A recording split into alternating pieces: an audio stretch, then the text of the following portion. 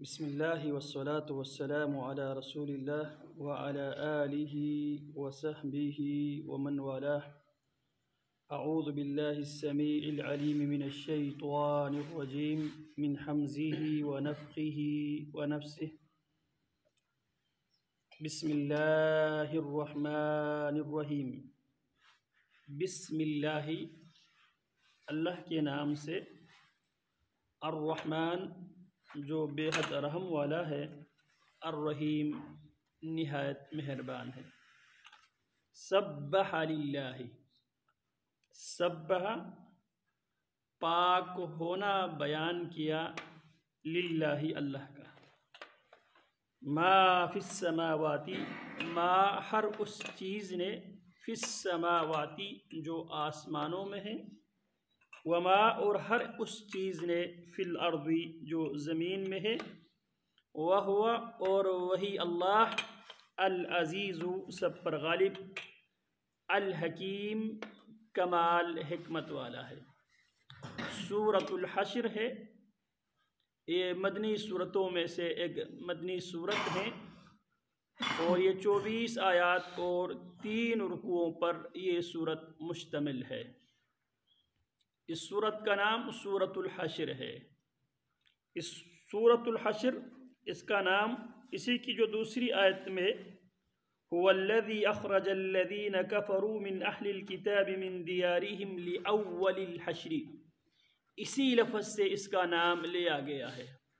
قرآن مجید میں عموماً تمام سورتوں کا نام اسی صورت میں مذکور کسی لفظ سے لیا گیا ہے۔ اس صورت کو سورۃ بنی نذیر بھی کہا جاتا ہے۔ اس صورت کے سبب نزول کے حوالے سے مفسرین یہ بیان کرتے ہیں، یہ بنی نذیر کے متعلق، ان کی جلاوطنی کے متعلق یہ صورت نازل ہوئی ہے۔ رسول اللہ صلی اللہ علیہ وسلم جب مکہ مکرمہ سے ہجرت کر کے مدینہ منورہ جب آپ تشریف لے کر آئے، آپ نے آتے ہی سب سے پہلا کام آپ نے یہ کیا تھا، مدینہ میں رہنے والے تمام لوگوں کو میثاق مدینہ میں، چارٹر آف مدینہ میں آپ علیہ السلام نے ان سب کو سب سے پہلے پابند کیا تھا۔ اس میں یہودی بھی مدینہ میں رہنے والے تھے۔ یہودیوں کے 3 مشہور قبیلے تھے جو مدینہ منورہ میں رہائش پذیر تھے، ایک بنو قینقاع، ایک کا نام بنو نذیر، اور ایک بنو قریظہ۔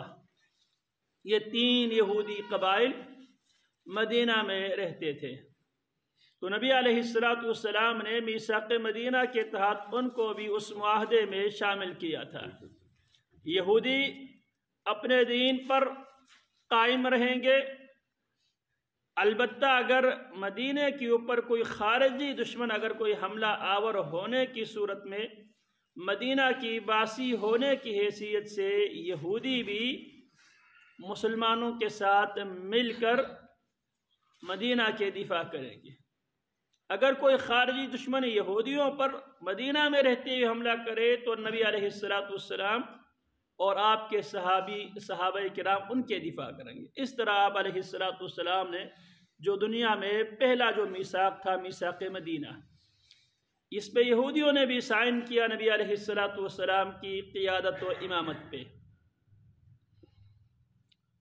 تو آپ علیہ السلام کے پاس چند لوگ آئے تھے، یہ غطفان کے ذیلی قبائل سے تعلق رکھتے تھے، اور یہ غالباً غزوہ احد کے بعد یہ لوگ نبی علیہ السلام کے پاس آئے اور آپ علیہ السلام سے یہ مطالبہ کیا کہ آپ ہمارے قبیلے کو دین اسلام سکھانے کے لیے کچھ اساتذہ، کچھ ٹیچرز آپ ہمیں مہیا کریں، تاکہ ہم اپنے علاقے میں اپنی بیوی بچوں میں ہم دین اسلام کے ہم نشر و اشاعت کر سکیں۔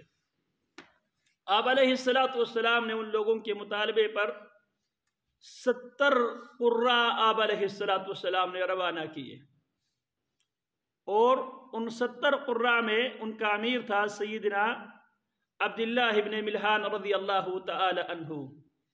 یہ سیدنا انس بن مالک رضی اللہ تعالی عنہ کے ماموں ہیں۔ سیدہ ام حرام بنت ملحان، سیدہ ام سلیم بنت ملحان رضی اللہ تعالی عنہما، ان کے یہ بائی تھے۔ ان کو اللہ کی نبی علیہ السلام نے امیر مقرر کیا۔ یہ بیر معونہ نامی جگہ پہ پہنچ کر ساتھیوں سے کہتے ہیں میں پہلے چیک کر کے آتا ہوں یہ لوگ کیا ہمارے ساتھ مخلص ہے یا نہیں، کہیں یہ لوگ ہمیں دھوکہ تو نہیں دے رہے۔ جو ہی یہ وہاں پر چلے گئے تو ایک بدبخت نے پیچھے سے نیزے سے پیچھے سے ان پر وار کیا اور ان کے سینہ آر پار کیا۔ جب ان کے جسم سے خون نکلنے لگے، ابھی جان باقی تھی،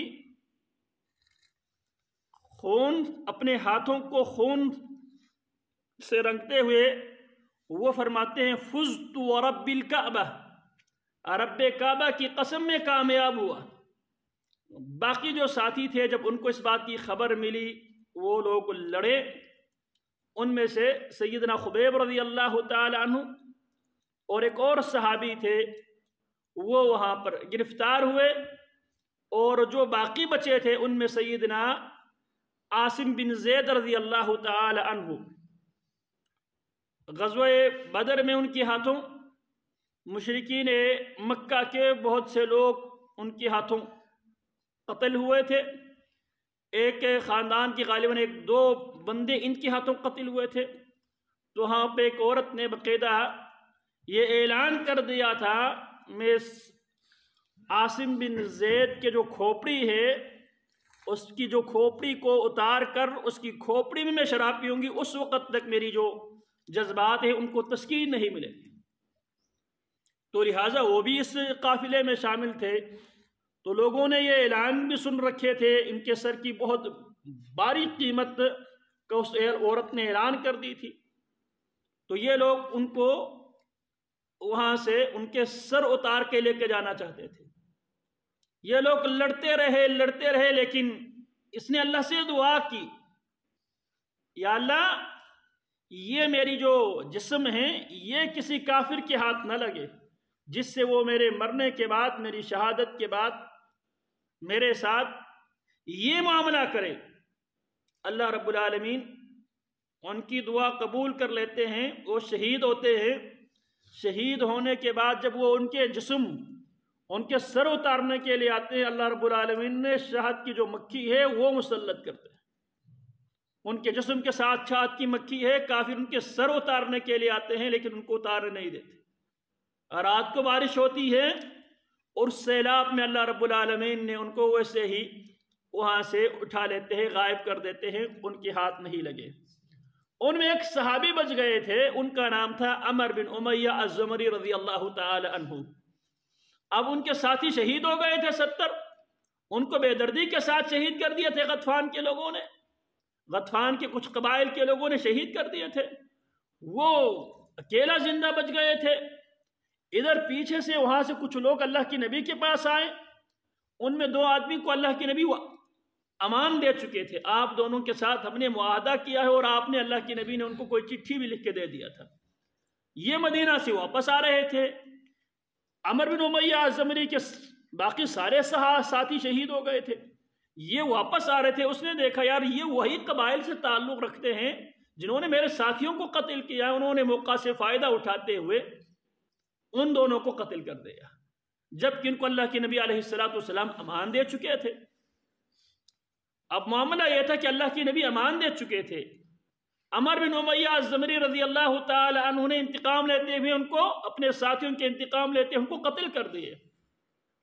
نبی علیہ السلام تک جب یہ خبر پہنچی، عمر بن امیہ الزمری رضی اللہ عنہ نے یہ ساری باتیں بتائی، تو آپ نے کہا ان کو تو میں نے امان دے چکا تھا، تو لہذا اب ہمیں ان کی خون بہا، ان کی دیت ہم پیش کریں گے۔ انہوں نے ہمارے ساتھ تو ناانصافی کی، لیکن ہم ان کو زبان دے چکے تھے، امان دے چکے تھے، تو لہذا ہم ان کے خون بہا، ان کی دیت ہم ادا کریں گے۔ اب نبی علیہ السلام اور صحابہ کرام کی مالی پوزیشن، مالی حالت ایسی نہیں تھی کہ آپ علیہ السلام بذات خود دیت ادا کر سکے۔ اس سلسلے میں آپ بنو نذیر کے پاس گئے۔ نبی علیہ السلام آپ کے ساتھ ابو بکر و عمر رضی اللہ تعالی عنہما یہ بنو نذیر کے پاس اس سلسلے میں تعاون لینے کے لیے گئے۔ تو انہوں نے کہا ہم آپ کے ساتھ تعاون کریں گے، آپ تشریف رکھیے۔ آپ علیہ السلام کو آپ یہاں اس سائے میں بیٹھیے۔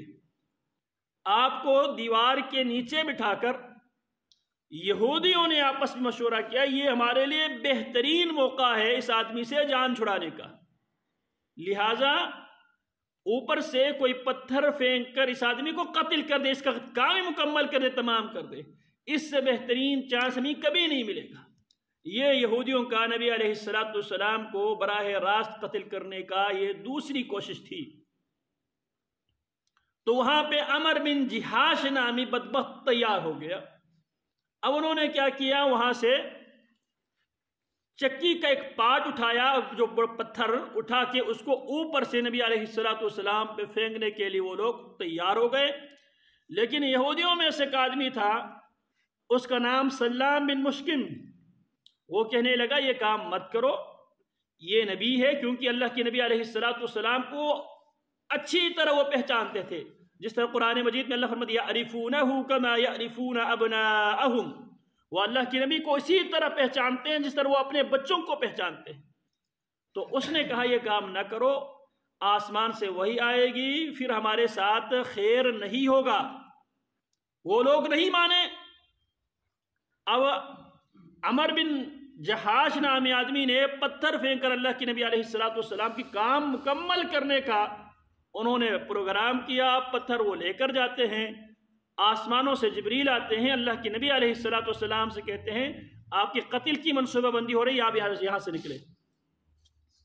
آپ علیہ السلام وہاں سے جلدی آپ چلے گئے مدینہ میں، آپ کے پیچھے حضرات صحابہ بھی پیچھے پیچھے آ گئے۔ پھر آپ نے ایک لشکر ترتیب دے دیا، کیونکہ یہودیوں نے معاہدہ کرنے کے باوجود انہوں نے غداری سے کام لیا تھا، آپ کو قتل کرنے کی ناپاک سازش کی تھی، تو لہٰذا آپ علیہ السلام وہاں سے مدینہ سے لشکر لے کر آتے ہیں اور ان کو 10 دن کی مہلت دیتے ہیں۔ 10 دن تمہارے پاس ٹائم ہے، بعد میں ہم تمہیں نہیں چھوڑیں گے۔ تو آگے سے یہودیوں کو عبداللہ بن ابی بن سلول اس نے کہا میرے پاس 2000 میرے پاس افراد ہیں۔ غطفان کے لوگوں نے کہا ہم آپ کے ساتھ دیں گے۔ بنو قریظہ کے لوگوں نے کہا جب ہم آپ کے ساتھ دیں گے، جسے قرآن مجید میں اللہ رب العالمین نے اسی صورت میں بیان کیا ہے أَلَمْ تَرَ إِلَى الَّذِينَ نَافَقُوا يَقُولُونَ لِإِخْوَانِهِمُ الَّذِينَ كَفَرُوا مِنْ أَهْلِ الْكِتَابِ لَئِنْ أُخْرِجْتُمْ لَنَخْرُجَنَّ مَعَكُمْ وَإِنْ قُوتِلْتُمْ لَنَنْصُرَنَّكُمْ وَاللَّهُ يَشْهَدُ إِنَّهُمْ لَكَاذِبُونَ۔ تو اب ان لوگوں نے پہلے تو انہوں نے اس مہلت لے لی، جب منافقین کی طرف سے ان کو یہ بات پہنچی ہم آپ کے ساتھ دیں گے، اگر آپ لڑیں گے تو ہم آپ کے ساتھ لڑیں گے، اگر آپ کو مدینہ سے جلاوطن کریں تو ہم بھی آپ کے ساتھ جلاوطن ہو جائیں گے۔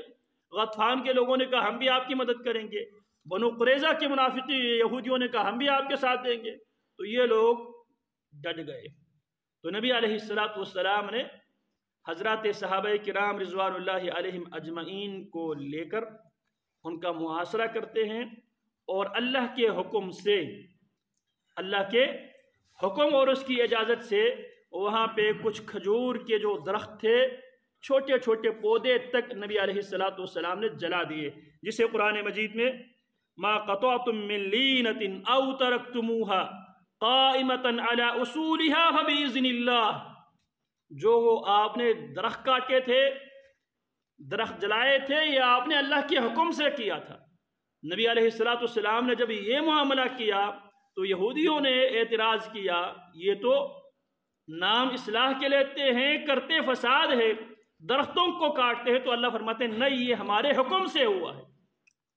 تو اسی لیے اللہ رب العالمین نے آغاز کیا سبح للہ، اللہ کے لیے تسبیح بیان کیا، پاک ہونا بیان کیا۔